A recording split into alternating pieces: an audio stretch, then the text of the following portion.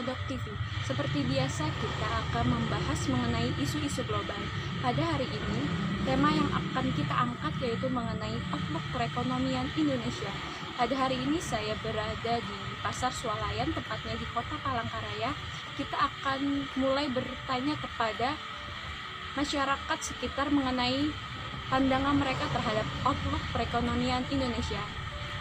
Mari ikuti saya mulai mengenai masyarakat mengenai pendapat mereka tentang outlook perekonomian Indonesia. Saya lihat di sini ada beberapa pedagang. Mari kita tanyai kepada salah satu pedagang yang ada di sini. Ibu, mohon maaf mengganggu waktunya sebentar. Kami dari Kodok TV ingin menanyakan pendapat Ibu mengenai outlook perekonomian Indonesia. Kadang ya satu hari itu rame banget, kayak banyak gitu loh pelanggannya, terus besoknya tiba-tiba sepi, cuman ada beberapa yang beli. Jadi menurut ibu ya, asal satu hari itu makannya tercukupi aja sudah alhamdulillah. Jadi Neng, kalau mikirin perekonomian Indonesia nggak kepikiran lah ibu, pokoknya ibu makan, anak ibu makan, suami ibu makan, ya gitulah pokoknya. Saya nggak tahu kalau masalah perekonomian Indonesia. Maaf ya Mbak ya. Baik Bu, terima kasih atas waktunya sebentar tadi. Kalau pandangan para pedagang mengenai outlook perekonomian Indonesia, untuk mencari perbandingan, mari kita tanyakan kepada masyarakat lain pandangan mereka terhadap outlook perekonomian Indonesia. Mari kita tanyakan kepada salah satu pembeli yang ada di sana. Ini satu ya Bu. Bu, mohon maaf mengganggu waktunya sebentar. Saya mau tanya-tanya nih kepada Ibu mengenai bagaimana pendapat Ibu tentang outlook perekonomian Indonesia. Mbak, perekonomian, saya kurang tahu yang gitu-gitu Mbak. Saya sehari-hari cuma di rumah ngurusi suami, ngurusi anak. Permisi ya Mbak, permisi. Terima kasih Bu atas waktunya. Dengarkan pendapat dari ibu rumah tangga mengenai pandangannya tentang perekonomian Indonesia. Setelah kita mendengar beberapa pendapat yang dipaparkan oleh masyarakat sekitar, mari kita cari satu pandangan lagi agar kita dapat menarik kesimpulan dari isu global yang kita tarik pada hari ini, yaitu outlook perekonomian Indonesia. Ini saya sedang melihat salah satu mahasiswa. Mari kita tanyakan pendapat mereka mengenai outlook perekonomian Indonesia. Selamat siang Dek, mohon maaf mengganggu waktunya sebentar. Saya mau tanya-tanya nih, bagaimana pendapat Adek tentang outlook perekonomian Indonesia? Kalau menurut saya sih, untuk melihat bagaimana outlook perekonomian Indonesia tidak hanya bisa dilihat dari satu aspek saja. Banyak aspek yang perlu kita pertimbangkan untuk menilai bagaimana outlook perekonomian Indonesia. Bisa dijelaskan maksudnya aspek apa saja yang harus diperhitungkan untuk menilai outlook perekonomian Indonesia? Jadi kebetulan saya baru saja mengambil mata kuliah ekonomi makro Islam yang di dalamnya terdapat 10 subbab materi yang apabila kita simpulkan, kita dapat menilai bagaimana outlook perekonomian Indonesia. Tidak keberatan, apakah boleh Ade jelaskan bagaimana gambaran outlook perekonomian Indonesia sesuai dengan yang Ade pelajari? Bisa saja Kak, saya jelaskan, tapi sebelumnya saya izin sambil lihat catatan ya, soalnya materinya lumayan panjang. Jadi materi pertama itu yaitu tentang pertumbuhan dan pembangunan Indonesia. Nah, di dalam materi ini banyak sekali kebijakan yang dibawa oleh pemerintah, tetapi dalam kebijakannya itu terdapat pro dan kontra. Dan pro dan kontra ini terjadi karena tidak seimbangnya pendapat yang dilakukan oleh pemerintah terhadap masyarakat. Yang kedua ada redenominasi uang dan stabilitas ekonomi. Lalu materi ketiga, dinar dan dirham mata uang penyelamat dunia. Materi keempat yaitu pengaruh penyebaran COVID-19 terhadap perekonomian. Materi kelima, perang dagang Amerika Serikat Tiongkok terhadap kebijakan fiskal. Lalu kebijakan yang keenam, perdagangan luar negeri, proteksi, dan globalisasi. Materi ketujuh, bencana dunia dan munculnya revisi APBN. Materi kedelapan, peran zakat dalam perekonomian umat. Lalu materi ke-9, isu penerapan kebijakan ekonomi terbuka dan ekonomi tertutup di Indonesia. Dan materi terakhir yaitu tentang peluang ekonomi di balik pandemi COVID-19. Nah, jadi dari seluruh materi yang kami pelajari, apabila kita melihat garis terang dari 10 materi ini, kita dapat menyimpulkan bagaimana outlook perekonomian Indonesia. Dari banyaknya kebijakan yang dilakukan oleh pemerintah, tujuannya itu hanya satu, yaitu mensejahterakan kehidupan bangsa. Lalu yang kita tanyakan, apakah Indonesia saat ini sudah sejahtera? Padahal banyak sekali kebijakan yang telah dibangun pemerintah Indonesia. Lalu, apakah kebijakan ini berhasil? Saya katakan tidak sepenuhnya berhasil karena ada kebijakan yang membuat Indonesia menjadi lebih baik, tetapi ada kebijakan yang malah memperburuk keadaan Indonesia. Salah satunya kebijakan pembangunan di Papua. Apabila kita meninjau dari segi manfaatnya, tentu kebijakan ini sangat-sangat berarti untuk Indonesia. Tetapi kita lihat sekarang, apakah Papua menjadi lebih baik daripada kota lainnya di negara Indonesia? Padahal seperti yang kita tahu, Papua memiliki banyak sekali sumber daya yang dapat kita manfaatkan menjadi lebih baik lagi. Tetapi kita semua juga tahu bahwa Papua menjadi salah satu kota terendah di Indonesia. Lalu melihat keadaan ini, apakah kebijakan itu dapat dikatakan berhasil? Yang kita harapkan dari kebijakan ini adalah Papua menjadi lebih baik lagi, tidak tertinggal. Tetapi dengan adanya kebijakan ini, banyak pihak yang memanfaatkan momen tersebut.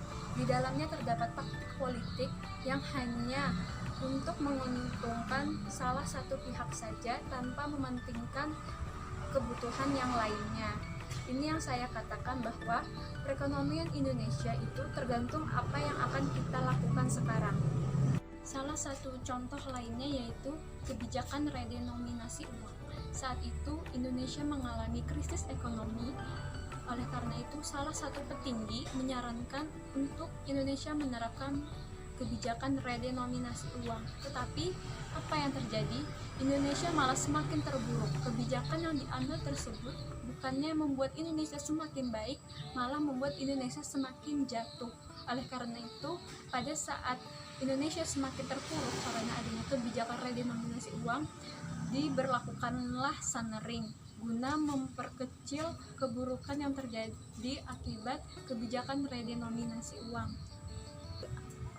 Sebenarnya, selain dua kebijakan yang saya sebutkan tadi, banyak kebijakan lainnya yang memiliki dampak positif dan negatif bagi Indonesia. Tapi yang ingin saya bahas yaitu bagaimana dengan banyaknya kebijakan yang diajukan pemerintah itu dapat berjalan dengan baik apabila kita semua acuh terhadap kebijakan tersebut. Kebijakan Indonesia tentunya ditinjau untuk lebih mensejahterakan kehidupan bangsa. Namun apabila kita semua tidak ambil peran, maka kebijakan itu pun akan terbuang sia-sia. Pemerintah sudah mengatur sedemikian rupa tinjauan bagaimana kebijakan ini akan berlaku di masyarakat. Namun apabila kita tidak mengerti, kita acuh terhadap kebijakan tersebut, maka sudah dapat dipastikan bahwa kebijakan ini akan gagal 100%. Namun apabila kita ikut ambil peran di dalamnya, maka kebijakan yang diupayakan akan berjalan sesuai yang direncanakan. Tetapi kita juga tidak bisa hanya menyalahkan masyarakat yang tidak mengikuti kebijakan tersebut. Pemerintah adalah orang yang dipilih masyarakat untuk mengamanahkan memimpin Indonesia. Oleh karena itu, dengan jabatan yang dimiliki, mereka harus bisa membangun Indonesia dengan kebijakan-kebijakan yang baik lagi. Mereka tidak boleh zolim terhadap jabatan yang mereka dapatkan hanya untuk kepentingan pribadi. Karena apabila mereka hanya memikirkan diri mereka sendiri tanpa memikirkan masyarakat yang kurang percaya terhadap mereka, maka semuanya akan hancur total. Negeri ini tidak akan berkembang, tidak akan maju, dan akan semakin terpuruk. Jadi, apabila saya ditanya bagaimana outlook perekonomian Indonesia, jawabannya adalah tergantung apa yang akan kita lakukan saat ini. Apabila saat ini kita melakukan hal yang baik untuk kepentingan orang lain, tentunya hal itu pun akan menjadi baik. Begitu pula sebaliknya, seperti pepatah mengatakan, apa yang kita tanam itu yang akan kita tuai.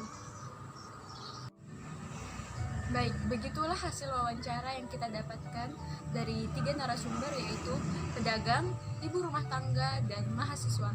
Kesimpulan yang dapat saya ambil dari pendapat mereka bertiga yaitu bahwa perekonomian Indonesia akan berjalan sesuai dengan apa yang akan dilakukan masyarakat dan pemerintah saat ini.